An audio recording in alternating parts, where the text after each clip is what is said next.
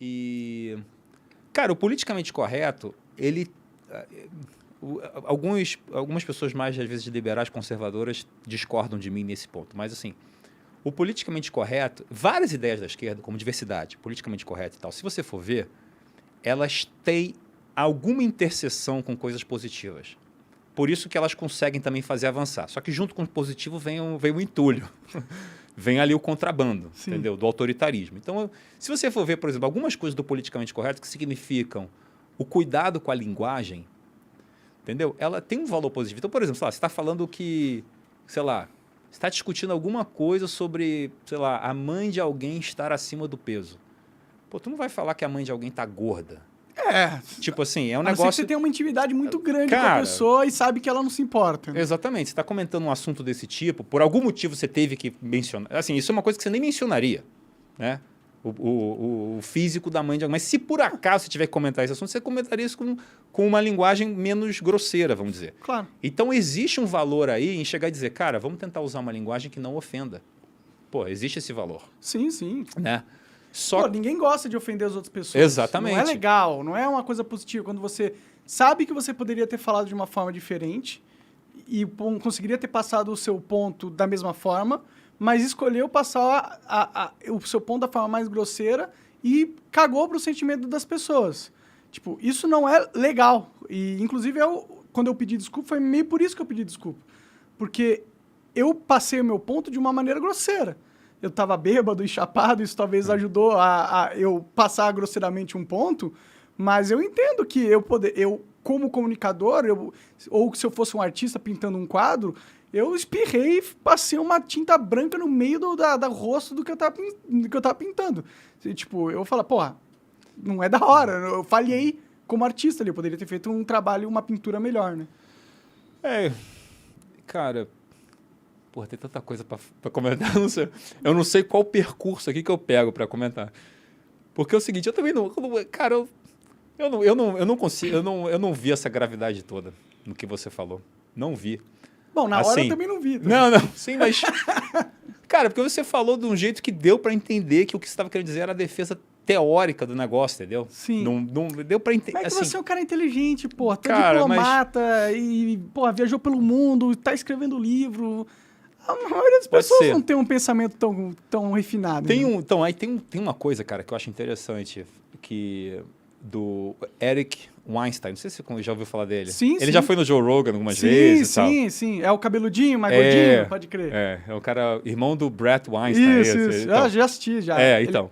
Esse cara, o Eric Weinstein, ele tem uma analogia que eu acho muito interessante, que ele fala assim, cara, para você falar publicamente de alguns assuntos... É que nem você servir, acho que é baiacu, fugu, é aquele peixe venenoso. Sim. Sabe?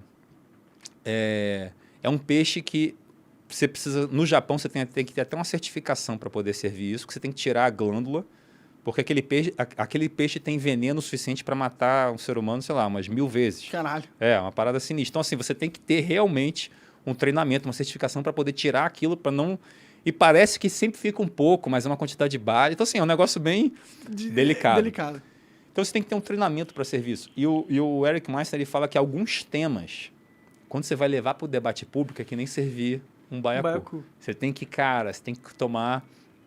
Por isso que eu sempre falo também, assim, quando... No livro, cara, às vezes eu achei até que eu exagerei, mas eu sempre falo, olha, evidentemente que racismo, antissemitismo, tudo isso é horrível. Tudo isso é péssimo, errado. Mas a questão é, qual é a melhor maneira de combater isso? Agora vamos discutir. Sim. Então você sempre tem que... É meio chato, porque é meio óbvio isso, porque né? Porque também você tem com a mira na sua... Você trata desse tema, os canhões do identitarismo já olham pra você e falam, trata desse tema então. Se você sair um pouquinho da linha, meu irmão, vai ser fogo. Sim, exatamente. Exatamente. E assim... E aquilo que a gente está falando, eu não sei se não é só uma questão dos identitários, entendeu? A gente está tendo realmente, assim, um fechamento, cara, da liberdade de expressão no Brasil que eu nunca imaginei que a gente ia viver. Nunca imaginei. Pô, o Brasil estava caminhando para cada vez mais liberdade. Eu nunca imaginei que a gente ia estar vivendo o que a gente está vivendo. Bom, o STF é um problema, né? Nesse sentido. Cara, é um problema. A gente está vendo isso tanto pela via institucional, como o STF, mas também pela via social, com cancelamento e tal, né? E E muita gente às vezes fala assim, mas o cancelamento é só um boicote. Cara, não é só um boicote. Você está pegando uma pessoa, você está linchando a pessoa, você está ofendendo aquela pessoa. Não pode ofender. E chamar de nazista não é te ofender também? Sim. Mas aí pode, aí né? pode. Do lado do bem pode tudo. É a ofensa do bem.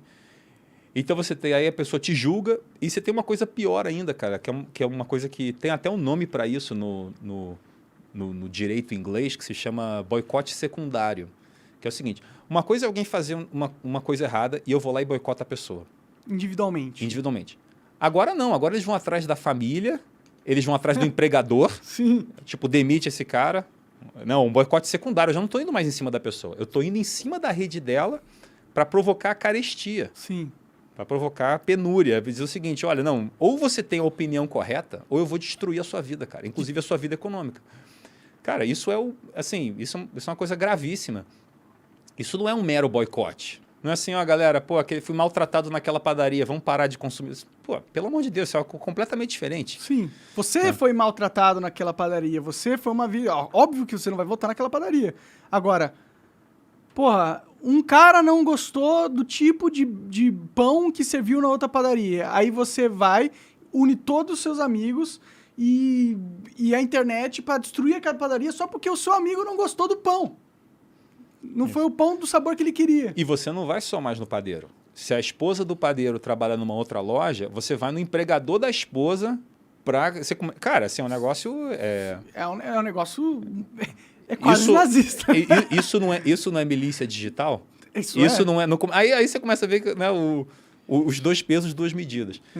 E aí, cara, do outro lado você tem também uma coisa, por exemplo, de você chegar e falar assim, mas esse discurso mata a gente. Quando você faz um discurso de ódio, ou se você liberar o discurso de ódio, ou se você liberar alguém para falar algum tratamento alternativo durante a pandemia, né? Lembra disso? Sim. Tudo isso tem que ser proibido porque você vai levar alguém a fazer isso.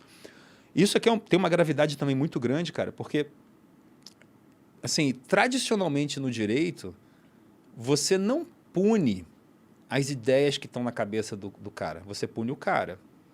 Então, assim, o Jonathan Ross, se eu não me engano foi o Jonathan Ross, ele dá um exemplo assim, cara, se alguém lê a história de Caim e Abel e resolver matar o irmão por isso, você não proíbe a Bíblia, entendeu? Sim. Você chega assim, não, olha, tem gente aí matando o irmão, é melhor proibir a Bíblia. Você não faz isso. Então, se alguém ouve uma letra de música e decide cometer alguma coisa porque a letra de música falava de... Cara, tem 1000 coisas que pelas quais você pode ser influenciado. E, tradicionalmente, cara, o direito nunca atacou essas coisas. É o seguinte, não, você é um adulto responsável. Né? Para criança, não. Para criança, eu até falo isso no livro. Para criança, não. Para criança, sempre se tolerou mais uma limitação. Porque tudo bem. E tal, né? Você entende que para a criança, tudo bem. Existe uma função... A criança tem que ser tutelada mesmo. Mas para o adulto...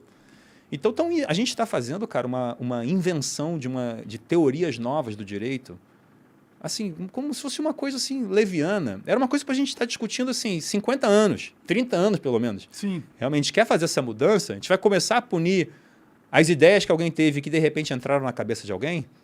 Então, assim, se alguém falar lá sobre algum tratamento alternativo e um outro cara for lá e tomar, esse cara aqui é culpado porque falou de uma possibilidade de um tratamento alternativo? É tirar completamente a responsabilidade do ouvinte. Como se E aí vem daquele pensamento arrogante das pessoas que se acham ultra-intelectuais e consideram todo o resto da população como massa de manobra. E pessoas sem responsabilidades pelas próprias vidas. Porque ela é tão influenciável, tão influenciada, que qualquer coisa que eu diga vai afetar necessariamente na vida dessa pessoa e ela vai fazer exatamente o que eu estou falando. E é menosprezar totalmente o pensamento crítico e totalmente a responsabilidade da pessoa pela sua própria vida. O que é, tipo, é bem arrogante de ter uma posição política dessa maneira, né? Exato. Cara, é aquela questão da democracia tutelada, né? Eu chamo essa classe de vanguarda. Tipo, vanguarda revolucionária. O pessoal que se acha que vai levar o povo, né, para o lugar certo e tal. Essa classe, né, que geralmente é o pessoal escolarizado e tal, que... Eu acho que tem até uma questão assim, meio psicológica, assim, porque no Brasil, infelizmente, estudar não é para quem quer, é um pouco para quem pode. Sim, também. Verdade. Então, infelizmente. Então, assim, o cara que consegue ter uma boa escolarização no Brasil, eu acho que ele se acha quase um escolhido, entendeu? Ele pensa assim, cara, porra, tive essa sorte tão grande, eu acho que eu preciso devolver isso para o povo, né? Sim, o cara o que é legal, é até um pensamento bom, entendeu? Você teve uma sorte, você tem que devolver para sua comunidade, mas...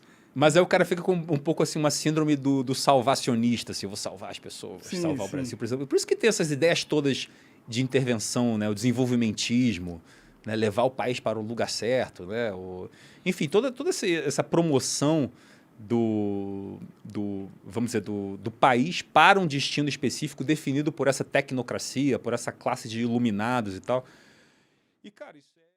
Você acaba de assistir um corte do Monarch Talks. Agradeço demais, mas se você quiser ver o vídeo na íntegra e acompanhar ao vivo todas as transmissões, você tem que ir lá no rumble.com/monarch para não perder nada. Segue a gente lá.